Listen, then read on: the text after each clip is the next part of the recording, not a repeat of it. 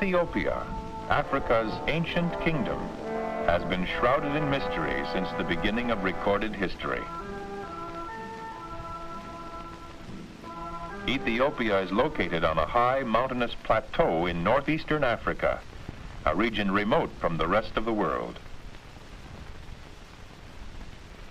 In ancient times, Ethiopians were continuously at war with plundering bands of invaders, but their willingness to fight turned back all enemies.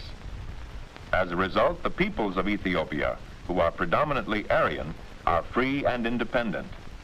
They are proud of having the longest continuous history of any Christian nation in the world. The major religion is ancient Coptic, the oldest branch of the Christian Church. Although a constitutional monarchy divided into 12 provinces, each with its own governor, Ethiopia is essentially a feudal state. Most of the people still live in isolated villages ruled by tribal chiefs. These leaders and warriors are highly respected by their fellow villagers. The chiefs owe their allegiance to His Imperial Majesty Haile Selassie I, conquering lion of the tribe of Judah, elect of God, Emperor of Ethiopia. Haile Selassie is a prince of the world's oldest continuous line of royalty, and according to legend, is a direct descendant of King Solomon and the Queen of Sheba. The boundaries of modern Ethiopia and Eritrea closely match those of ancient Abyssinia. The country lies in the northeastern corner of Africa. On the northeast is the Red Sea. To the west is the Anglo-Egyptian Sudan. On the south are Kenya and Somalia, and on the east are French and British Somaliland. Ethiopia is a vast country, about 9 times the size of New York State. Most of its terrain consists of a high plateau, thousands of feet above sea level. This plateau is broken in many places by deep valleys and steep mountains. The fact that Ethiopia is primarily populated by a people of Caucasian ancestry makes it unique among other African nations. There are over 100 different tribes and races within the country. Although dark in complexion, most of the people are Caucasian and are descended from the ancient Hamites and Semites. Although Amharic is the official language, many dialects are spoken. The lack of a universal language is one reason for Ethiopia's slow development. The Amharas are Christians, members of the ancient Coptic Church. They live in Addis Ababa and other parts of the Central Plateau. Although the Amharas are a minority of the total population, they form the dominant ruling class. Another important group are the Galas, who occupy the southern provinces. These people are mostly Muslims and live in the rural areas. There are also many primitive tribes living in the more remote areas of Ethiopia. The Danakils are an example. These nomads live a harsh life, roaming from place to place in the semi-desert sections.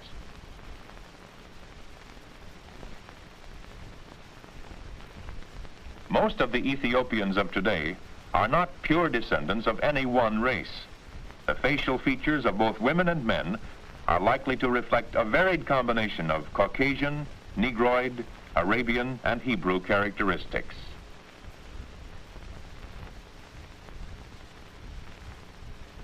Life for most Ethiopians has changed little from that led by their ancestors.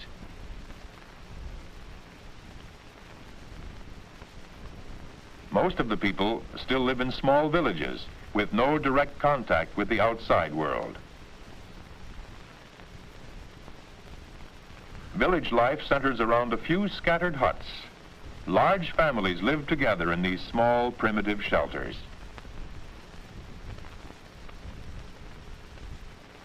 These structures are built of mud and straw, with a thatched roof and a dirt floor. Each family collects the materials and builds its own hut. The people have little or no money, but are self-sufficient. Each member of the family performs some necessary task. An important daily duty for the women is to bring water from the nearest stream or lake. The water supply may be miles away. Clothing is washed on a rock in shallow water, a slow and tiresome task. Generally speaking, Ethiopia is not noted for its native crafts and excels in very few. One of the home industries is basket weaving.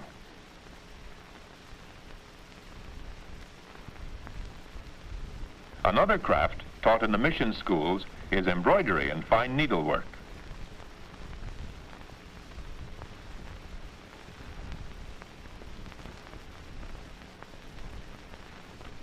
Silversmithing is practiced by skilled artisans in Addis Ababa and Harar.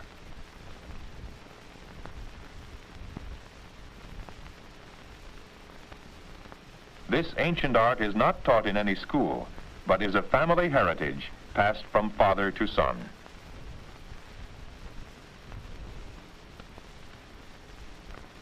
Ethiopia has been blessed with fertile soil and sufficient rainfall, making possible varied agricultural activities, including cattle raising.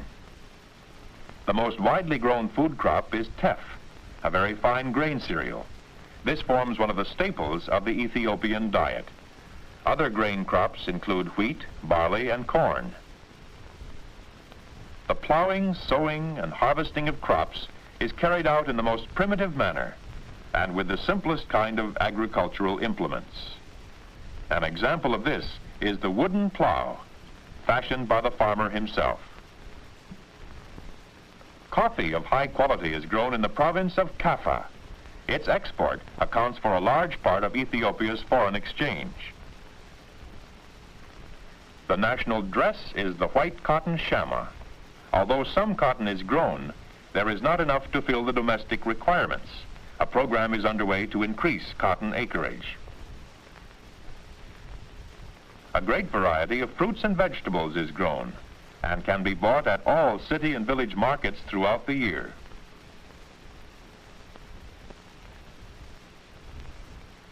The raising and trading of livestock is very important to the country's economy. Skins and hides are among the chief exports.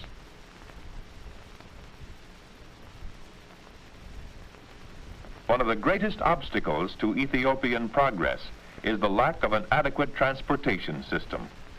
Before the Italian occupation of 1935, the country had only a few hundred miles of dirt roads, paths, and camel trails. The Italians built about 5,000 miles of new roads, including some well-engineered and paved highways.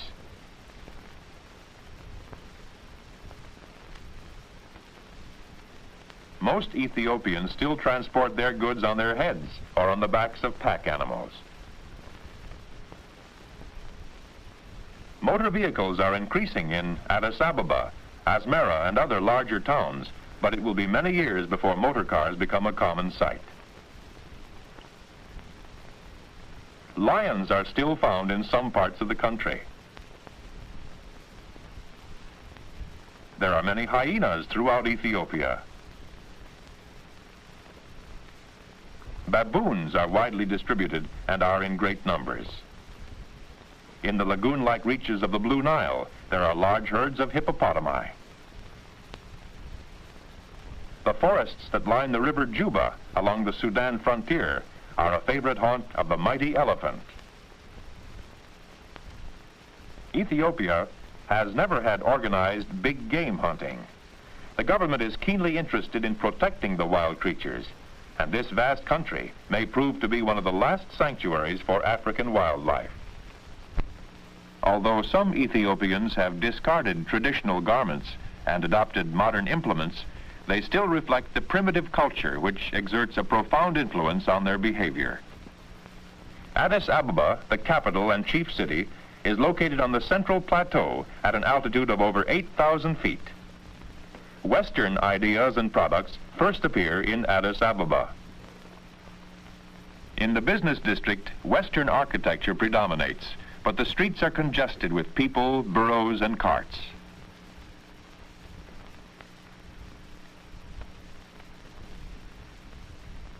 The second most important city is Harar, located about 300 miles east of Addis Ababa. This gate was built by invading Muslims more than 600 years ago. Harar is still a center of Muslim influence. The city is very old and has accepted only a few of the modern innovations found in Addis Ababa. The population of the city is a mixture of many races, making Harar the melting pot of the nation. Ethiopia has been a Christian kingdom since the first half of the 4th century. There are over 15,000 Christian state churches in the country. 1/4 of the male population of the ruling class, the Amharas, are priests. The state religion is Coptic, an ancient form of Christianity. The church has great influence with the people and also in government affairs.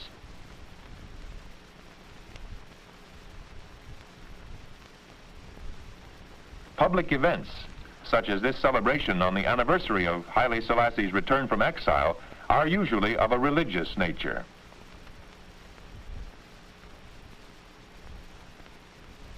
People come from distant villages to take part in the activities and to see and hear the emperor. The army has always played a dominant role in Ethiopian life.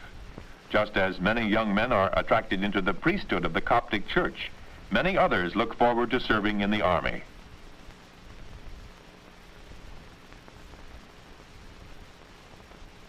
This ancient kingdom was an unconquered nation until the Italian invasion in October 1935.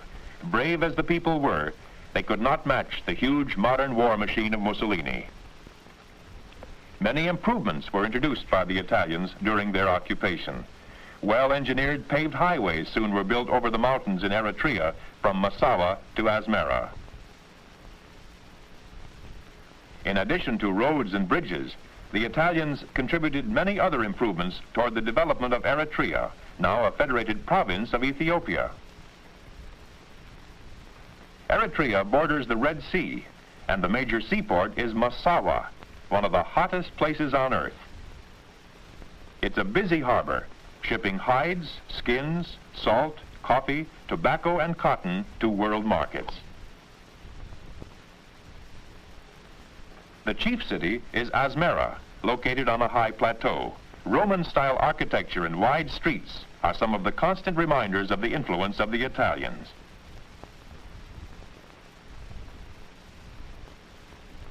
Life within the palace of Haile Selassie is in sharp contrast to the simple, humble existence of most Ethiopians.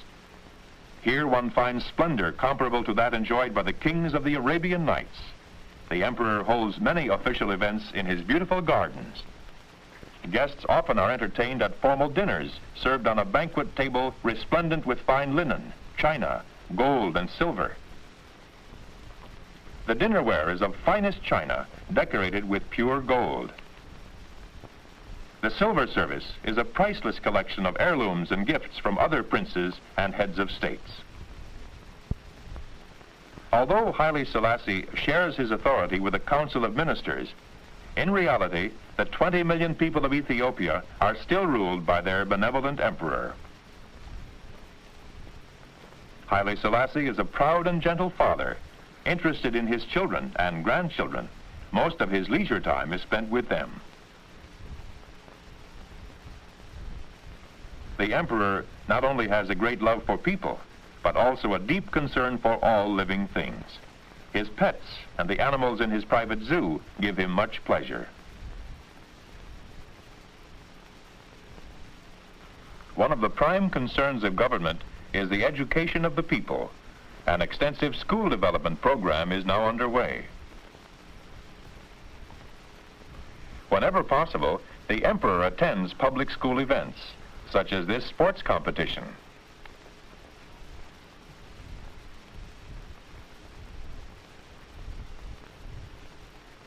He takes a great interest in the younger generation, knowing that their education and training as Ethiopia's future leaders is essential.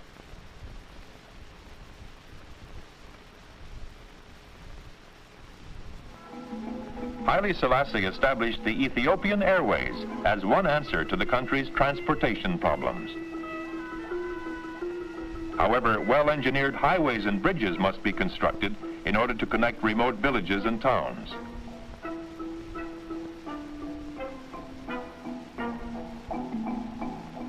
This new bridge, spanning the Blue Nile, is being opened with much ceremony.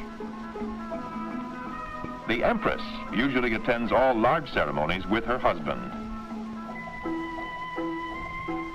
Under the guidance of Haile Selassie, the 225th ruler of this ancient kingdom, Ethiopia is gradually emerging from its isolated and mysterious past into the modern world.